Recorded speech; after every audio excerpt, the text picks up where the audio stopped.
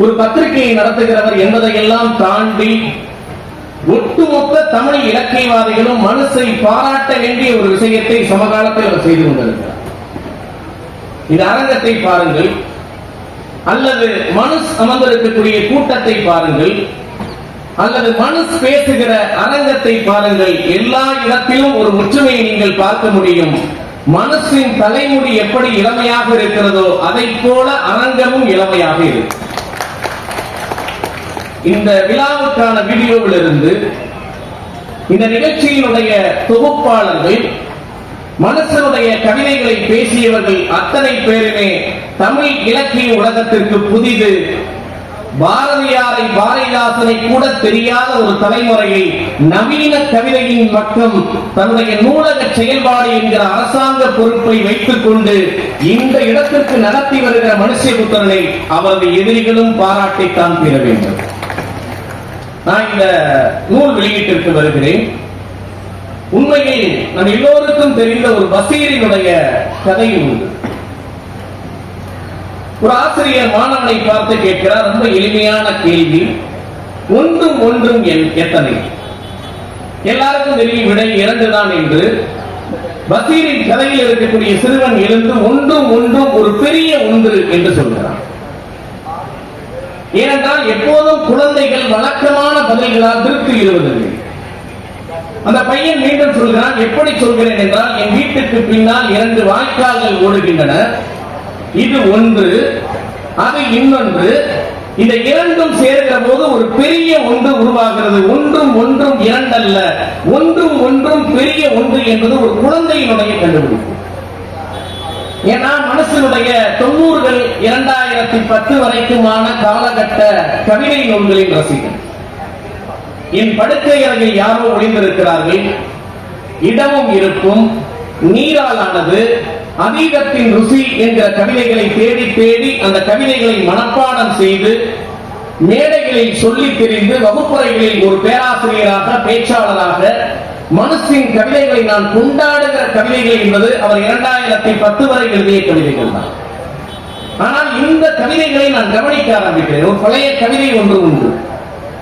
காலம் என்கிறீர்கள், அகாலம் என்கிறீர்கள், காலத்தை கடப்பது என்று பயங்கர கதை சொல்கிறீர்கள், நாளைக்கு மழை பெய்தது என்று அமைதியாக சொல்கிறார் குட்டி இளவரசி சஹானா என்கிற ஒரு கவிதை. பசீரினுடைய கதை மனுஷனுடைய கவிதையோடு ஒன்றுபடுகிற புள்ளி இதுதான்.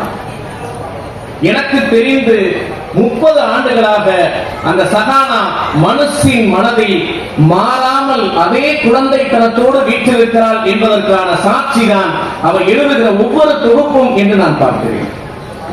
நான் இன்றைக்கு மனசு எதை நோக்கி நகர்ந்திருக்கிறார் என்று நான் யோசித்து பார்க்க வேண்டும். ரொம்ப காலமாவே எல்லாருக்கும் ஒரு கேள்வி இருக்கு, கவிதை எதற்காக? வானம்பாடிகளை படித்து ரசித்த காலகட்டத்தில் வானம்பாடிகளுடைய நம்பிக்கை அல்லது கற்பனை அல்லது அவர்களுடைய சிந்தனை என்னவென்றால், கிட்டத்தட்ட நெம்புகோல் தத்துவம் மாதிரி பூமியையே தலைகீழாக கவிதையை கொண்டு புரட்டி விடலாம் என்று வானம்பாடிகள் நம்பிக்கொண்டிருந்த ஒரு காலம் உண்டு. ஆனால் மனுஷ் இந்த தொகுப்பிலே எளிமையாக ஒரு பதிலை சொல்லுகிறார். கவிதையின் நோக்கம் என்ன, ஒரு கவிதை என்ன செய்கிறது? நிறைய கவிதைகள் சமீப காலத்தில் சிறுகதைகளை போல் மனுஷ் எழுத ஆரம்பித்திருக்கிறார். அதில் ஒரு கவிதை உண்டு. கடற்கரையில் ஒரு ஆளை சந்திக்கிறாரு. அவன் அழுது கொண்டே வந்து மனுஷின் கைகளை பிடித்துக் கொள்கிறான். மனுஷ் பலரை என்னவென்று கேட்கிறார்.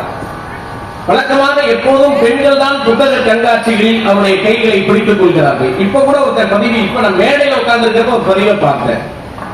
யாரோ ஒருத்தரோட செல்ஃபி எடுத்திருக்காரு.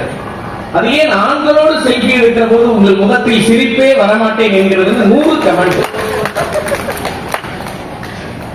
ஆனால் அந்த கடற்கரையில் ஒரு ஆண் வந்து மனுஷின் கைகளை பிடித்துக் கொண்டு தேம்பி தேம்பி அழுகிறான். மனுஷ் கேட்கிறார், ஏன் அழுகிறாய்? அவன் சொல்கிறான், இல்லை, நீங்கள் ஒரு கவிதையை வாசிப்பீர்கள், அது இசை என்பவருடைய கவிதை. ஒரு ஆப்பிளை, கெட்டியான ஆப்பிளை அறுப்பதை போல குரல் வலையில் அறுக்கக்கூடிய ஒரு நிகழ்வை பற்றிய ஒரு கவிதையை உங்கள் குரலில் கேட்டபோது என்னால் தாங்கவே முடியவில்லை. நான் மிகுந்த துயருற்றேன் என்று கைகளை பிடித்துக் கொண்டு சொல்கிறான். இது பல கவிஞர்களுக்கு வாழ்வில் இயல்பாக நடப்பதால் மனுஷ் அடுத்த கேள்வியை கேட்கிறார், நீ என்ன செய்கிறாய்? அவன் சொல்கிறான், நான் ஒரு கோழி கடை வைத்திருக்கிறேன். அன்றாடம் தினந்தோறும் 100 கோழிகளை அறுக்கக்கூடிய ஒருவனை ஒரு கவிதையில் கோழி அறுப்பதை போல மனிதத்தலை, ஆப்பிளை அறுப்பதை போல மனிதத்தலை அறுவடுவதை அன்றாடம் ஏராளமான கழுத்துக்களை அறுக்கக்கூடிய ஒருவன் கவிதையில் கழுத்தறுவடலை சகிக்க முடியாத உணர்வு இருக்கிறதே, இந்த உணர்வைத்தான் கவிதை தருகிறது. ரொம்ப சுருக்கமாக சொன்னால் கவிதை நம் அன்றாடங்களில் இருந்து நம்மை விடுவிக்கிறது. நிறைய பேர் நினைத்துக் கொள்வதை போல் மனசு அன்றாடத்தை கவிதையாக்குகிறவர் அல்ல, அன்றாடத்திலிருந்து நம்மை விடுவிப்பதற்காகவே கவிதை செய்கிறார். இது ரொம்ப முக்கியமா. இன்னைக்கு அன்றாடம் சுமையுள்ளதாக தான் இருக்கு. சில அரசியல் உண்மையே எனக்கு மிகப்பெரிய ஆச்சரியம் என்னவென்றால், தொலைக்காட்சியில் அவரோடு உட்கார்ந்து இருக்கக்கூடிய சில மனிதர்களை நான் பார்ப்பேன். அதுல பல பேருக்கு மனுஷியபுத்திரன் கவிஞர்களே தெரியாது. மனுஷியபுத்திரன் இத்தனை நூல்கள் எழுதியிருக்காருன்னே தெரியாது.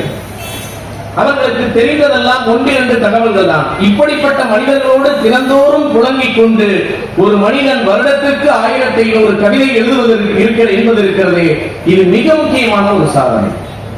நான் இன்னொன்று யோசித்து பார்க்கிறேன். பழைய தொகுப்புகளை அவ்வாறு எழுதிக் கொண்டிருந்த மனுஷ் இன்றைக்கு இந்த இடத்தை நோக்கி மனுஷை நகர செய்வது எது? நான் ஒரு கல்லூரி பேராசிரியர், எனக்கு தெரியும்.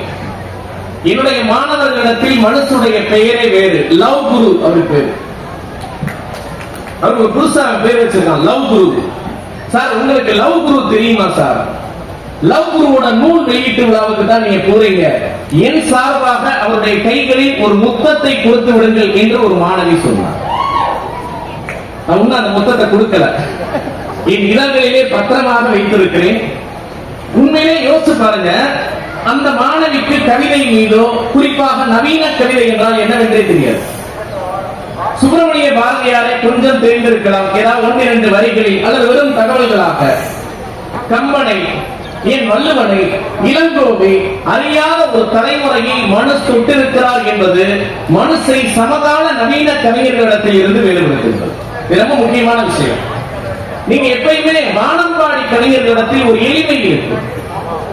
பழைய தலைமுறைக்கு, இதற்கு முந்தைய தலைமுறைக்கு கவிதை என்பது ஓரளவுக்கு தெரியும் வகுப்பறைகள். ஆனால் யாருடைய கவிதைகள்லாம் பிரமிழை தெரியாது, தேவரச்சனை தெரியாது, தேவதேவனை தெரியாது. அன்றைக்கு இருந்த தமிழினுடைய மிக முக்கியமான கவிஞர்களை அறிய சில நேரங்களில் மனுஷ் கவிதைகள் பார்ப்பதற்கு அப்படி இருக்கும். வானம்பாடி கவிஞர்களுடைய எளிமைக்கும் மனுஷனுடைய கவிதைகளின் எளிமைக்கும் ஒரு மிக நுட்பமான வேறுபாடு. மேத்தா ஒரு கவிதை எழுதாரு, ஒரு இயல்பாக சாதாரணமாக அன்றாட வாழ்வில் நிகழ்கிற பல விஷயங்களை மிக சுருக்கமாக 2-3 வரிகளில் எழுதக்கூடிய மேத்தா போன்றவர்கள், வைரமுத்து போன்றவர்கள் மிக எளிமையாக சொல்லுகிற ஒரு விஷயத்தை சாதாரணமாகத்தான் மனுஷ் சொல்வது போல் தோன்றும். ஆனால் மனுஷனுடைய கவிதைகளில் அந்த எளிமையையும் தாண்டிய ஒரு ஆழம் உண்டு. ஒரு பழைய கவிதை ஒன்று, மனுஷனுடைய கவிதை இந்த தருணத்தில் எனக்கு நினைவுக்கு வருகிறது. ரொம்ப எளிமையான சாதாரணமான ஒரு விஷயம். ஒருத்தன் செத்து போயிட்டான், அவனுடைய ஆடை வீட்டில் இருக்கு. இது ரொம்ப பெரிய ஒரு கவிதைக்குரிய கருமே கிடையாது, கவிதைக்குரிய விஷயமே கிடையாது. ஆனா மனுஷ் எழுதுகிறார், இதை என்ன செய்வது? இறந்தவனுடைய ஆடையை நாம் எடுத்து போட்டுக் கொண்டால் அதற்காகவே காத்திருந்தது போல் ஆகிவிடும் இல்லையா? ரொம்ப நாள் வெயிட் பண்ணி அதை எடுத்து போடுற மாதிரி. சரி, அந்த ஆடையை எரித்து விடலாம் என்றால் ஏற்கனவே செத்து போனவனை மீண்டும் ஒரு முறை எரிப்பதற்கு, கொலை செய்வதற்கு என் கைகள் நடுங்குகிறது. சரி, அந்த ஆடையை அப்படியே விட்டு விடலாம் என்றால் இறந்தவனோடு அவ்வளவு இயல்பாக உறவு என்பது சாத்தியமில்லை. யாருக்காவது கொடுத்து விடலாம் என்றால் இறந்தவனின் சாயல் ஏதோ ஒரு இடத்தில் இருந்து என்னை நோக்கி நகர்ந்து வந்து என்னை சந்திப்பது வாழ்வை, என்னுடைய அந்த கணத்தை திடுக்கிடலுக்குள்ளாக்குகிறது. இறந்தவனின் ஆடைகள் ஆடைகளாக அல்ல, இறந்தவனின் தோளாக இருக்கின்றன என்று மனுஷ் அந்த கவிதையில் சொல்லுகிறார். நீங்கள் இந்த தொகுப்பு வரை அதனுடைய நீட்சியை பார்க்க ரொம்ப எளிமையான வரிதான். ஒரு இடத்தில் மனு சொல்கிறார், காமத்தை விட அந்தரங்கமானது காய்ச்சல் என்கிறார். எவ்வளவு எளிமையானது, 2 வரிதான். காமத்தை விட அந்தரங்கமானது காய்ச்சல். ஏன் தெரியுமா? காமத்தை பகிர்ந்து விட முடியும், காய்ச்சலை நாம் எவருக்கும் பகிர முடியாது. காமத்தை விட அந்தரங்கமானது காய்ச்சல் என்கிற வரி ஒரு மேல் ஆழத்தில் சாதாரண ஒரு வாசகனையும் கொடுக்கிறது. நான் 2 விஷயங்களை சொல்லி என்னுடைய உரையை நிறைவு செய்கிறேன். ஒன்று, இன்றைக்கு நம்முடைய வசந்தபாலன் அவர்கள் ஒரு இயக்குநராக இந்த தலைமுறை குறித்து மிக அற்புதமாக புரிந்து வைத்திருக்கிறார். ஏனென்றால் இன்றைக்கு காதல் குறித்த மதிப்பீடுகளை மொத்தமாக மாறிவிட்டன. வழக்கமா முந்தியெல்லாம் லீவ் லெட்டர்ல விதவிதமா வரும். தாத்தா செத்து போயிட்டாரு, பாட்டி செத்து போயிட்டாங்க, சில பேருக்கு பல பாட்டி செத்து போகும். என்னடா விளையாடுறியான்னு கேட்டா அவன் சொல்லுவான், விளையாண்டது நான் இல்ல சார், எங்க தாத்தாம்மா. ஏன்னா வாரத்துக்கு ஒரு பாட்டி செத்து போகும். ஆனால் சமீபத்தில் ஒருவன் என்னிடம் வந்து எக்ஸாம் எழுதல, இன்டர்னல் எக்ஸாம். ஏன்னு கேட்டேன், பிரேக்கப் ஃபீவர் சார். நீங்க இந்த ஃபீவர் நம்ம கேள்விப்பட்டிருக்கவே மாட்டோம். பிரேக்கப் ஃபீவர் என்கிற ஒரு புதிய சொல்லை இடத்தில் வந்து சொல்லுகிறார். நீங்க இன்னொன்னு நீங்கள் நம்ப மாட்டீர்கள். 1992ஆம் ஆண்டு நான் ஒரு அரசு பள்ளியில் படித்துக் கொண்டிருக்கிற போது ஒரு பொண்ணு ஹெச்எம் போய் அழுதுச்சு. என்ன காரணம்னா, அந்த பொண்ணோட டேபிள்ல ஒரு இதயம் படத்தை வரைஞ்சிட்டான். அதான் அந்த பெண்ணால தாங்க முடியல. என்னுடைய டேபிள்ல இதயம் படத்தை வரைஞ்சிட்டா சார், அழுதுகிட்டே ஹெச்எம் போகுது. ஹெச்எம் 1 மணி நேரம் விசாரணை. எதுக்கு? டேபிள்ல இதயம் படம் வரைஞ்சதுக்கு. பிறகு 2 நாட்களில் அந்த பையனுக்கு டிசி கொடுத்து அனுப்பினாங்க. ஒரு டேபிள்ல இதயம் படம் வரைந்தால் அது ஒரு பெண்ணை சீண்டுவது, ஒரு பெண்ணை காதலிப்பது என்கிற நிலை மாறி இன்னைக்கு போட்டோ நல்லா இருக்குன்னா பாட்டி, டிரெஸ் நல்லா இருக்குன்னா இதயம், எல்லா விதமான சாதாரண விஷயங்களுக்கும் இதயத்தை வழங்குகிற ஒரு தலைமுறை வந்துவிட்டது. இந்த தலைமுறையை மனுஷ் எழுதுவது அவருடைய ஏற்கனவே இருக்கக்கூடிய அவருடைய கவிதை குணத்தின் தொடர்ச்சிகள். உண்மையில் நவீன கவிஞர்களில் நான் மனுஷை ஒரு புறநடை என்றுதான் கருதுவேன். ஏன் தெரியுமா? இந்த தலைப்பையே பாருங்க. நாளை என்பது மற்றொரு நாளை என்று வாழ்வின் கசப்பை கலையாக்கிய நவீனத்துவ எழுத்தாளர் ஜி நாகராஜனின் பிரகடனம் என்றால், அந்த நவீனத்துவத்தை கடந்து நாளை என்பது மற்றொரு நாள் அல்ல, நாளை என்பது உன்னை காணும் நாள் என்று நவீனத்துவத்தை காதலால் கடந்து செல்ல முயல்கிற ஒரு கவிஞர். அவர் அதைத்தான் எழுதினார். மனிதனுடைய தனிமையை, இந்த தனிமையை அன்பால் வென்றுவிட முடியுமா என்கிற தவிப்பை அவர் 90களிலும் 2010லும் எழுதி பார்த்தார். ஆனால் அதே மனுஷ் எதை கொண்டு இந்த தனிமையை கடந்து விடுவதற்காக காதலுக்குள் நுழைகிறோமோ, அந்த காதலே தனிமையாகி போய்விட்ட வேதனையை 2015க்கு பிறகு மனுஷ் எழுதுவது என்பது வெறும் யுவதிகள் பற்றிய கவிதை அல்ல, மனுஷனுடைய வழக்கமான தத்துவத்தின் தொடர்ச்சியாகத்தான் நான் இந்த கவிதைகளை புரிந்து கொள்கிறேன். நீங்கள் அந்த மாதிரிதான் நிறைய கவிதைகள் இருக்கு. ரொம்ப அழகா ஒரு 2 வரி. வெட்ட வெளியில் 2 நிமிடங்கள் சுடர்ந்து அணையும் சுடர்தான் உன்னுடைய அன்பு. ஏன் தெரியுமா? ஒரு போன் வந்திருக்கு. முதல் போன் வருகிற போது குளிச்சிட்டு இருக்கான், 2வது போன் வருகிற போது தலதை வெட்டிட்டு இருக்கான், 3வது போன் பண்ணிட்டு அந்த பொண்ணை இவனை பிளாக் பண்ணிட்டு போயிட்டான். அத சொல்றாரு மனுஷ், 2 நிமிடங்கள் வெட்ட வெளியில் எரிந்து சுடர்கிற சுடர்தான் உன்னுடைய அன்பு. அதே மாதிரி இன்னொரு கவிதை எனக்கு ஆச்சரியமா இருந்தது. ஒரு பெண்ணு முத்தம் கொடுத்துருக்கான். முத்தம்னா முத்தம் இல்ல, முத்த எமோஜி. அதை இவன் பார்க்கறதுக்கு 1 மணி நேரம் ஆச்சு. இவன் பதிலுக்கு ஒரு முத்த எமோஜி தர்றான். நிறைய பேர் கை தட்டத்தை பார்த்தா அந்த பார்க்காத நபர் மனசு என்று நான் யோசிக்கிறேன். முத்த எமோஜியை தருகிறான், பார்ப்பதற்கு 1 மணி நேரம். இவன் 2வது முத்த எமோஜியை தருகிறான். பிறகு அவள் பார்ப்பதற்கு 2 மணி நேரம். அதற்கு பிறகு பதிலளிப்பதற்கு 3 மணி நேரம் ஆகிறது. மனுஷ் சொல்கிறார், உலகத்திலே மிக நீண்ட முத்தம் இன்னும் கவனிக்கப்படாமல் ஒரு இன்பாக்ஸுக்குள்ளே ஒழித்து கிடக்கிறது. யோசிச்சு பாருங்க, இதை எந்த கவிஞனும் கவிதையாக்க முடியாது. ஆனால் மனுஷ் நவீன வாழ்க்கையினுடைய அந்நியமாதலின் நீட்சி, அந்நியமாதலுக்கான நீட்சியாக இருக்க வேண்டிய காதல் இன்றைக்கு எப்படி தனிமையில் சிக்கி தவிக்கிறது என்கிற நுண்ணுணர்வை மிக அழகாக சொல்லியிருக்கிறார். கடைசியாக ஒன்றை சொல்ல வேண்டும். மனுஷன் கவிதைகளில் எப்போதும் அரசியல். இவ்வளவு நுட்பமாக தனிமையை, இவ்வளவு நுட்பமாக அந்நியமாதலை, இவ்வளவு நுட்பமாக காதலை பேசிய மனுஷ் எப்போதும் ஒரு அரசியல் கவிஞர் தான். நானே வரையில சொன்னாருங்க, ராமருக்கு வேண்டும் கோவில், பாபருக்கு வேண்டும் மசூதி, ஜனங்களுக்கு வேண்டும் சுகாதாரமான கழிப்பறை. பாபர் மசூதி இடிக்கப்பட்ட போது மனுஷ் எழுதிய ஒரு கவிதை இன்றைக்கு வரைக்கும் வேந்தருக்கு, அரசருக்கு என்று சொல்லக்கூடிய கவிதைகளை தொடர்ந்து மனுஷ் எழுதி கொண்டே இருக்கிறார்.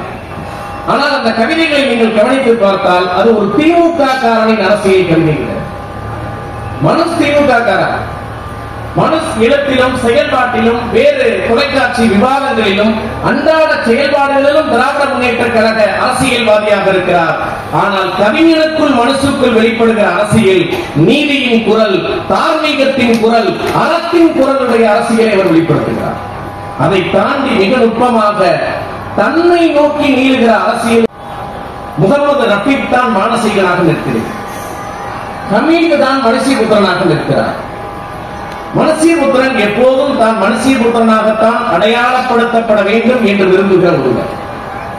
ஆனால் நீங்கள் கவனித்து பார்த்தால் எத்தனை ஆயிரம் நவீன கவிதைகள் எழுதினாலும் இன்றைக்கும் இலக்கிய உலகத்தில் இருக்கிற சிலர் மனுஷை திமுக காரராக சுருட்டி பார்க்க விரும்புகிறார்கள்.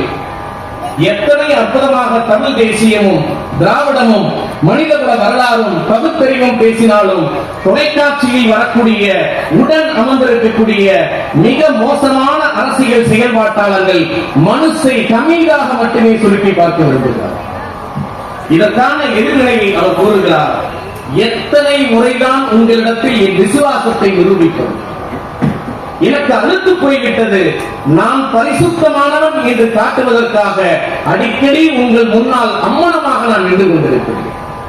கடைசியாக அவர் முடிக்கிறார், விசுவாசிகளை தண்டிப்பவர்கள் ஒருபோதும் விசுவாசம் இல்லாதவர்களை அல்லது பொறுப்பற்ற அதிகாரத்தில் இருப்பவர்களை ஒருபோதும் தண்டிப்பதும் இல்லை, கேள்வி கேட்பதும் இல்லை என்று மனு சொல்வது இன்றைக்கு அடையாளங்களை கடந்து வரக்கூடிய ஒரு கவிஞரின் மீது அடையாளத்தை செலுத்த முனைகிற பாசிசத்திற்கு எதிரான ஒரு அரசியலின் குரலையும் இவ்வளவு ஜாலியான கவிதைகளை எழுதுகிற மனுஷன் இவ்வளவு நுட்பமாக அந்த கவிதைகளையும் எழுதுகிறார். தமிழில் அகமும் புறமும் ஒரு சேர முயங்கி கிடந்து இரண்டையும் மிகச் சரியாக வெளிப்படுத்துகிற ஒரு நவீன கவிஞராக சமகாலத்தில் யார் திகழ்கிறார் என்றால் மனுஷ் திகழ்கிறார். அதற்கு இந்த நூலும் சாட்சி.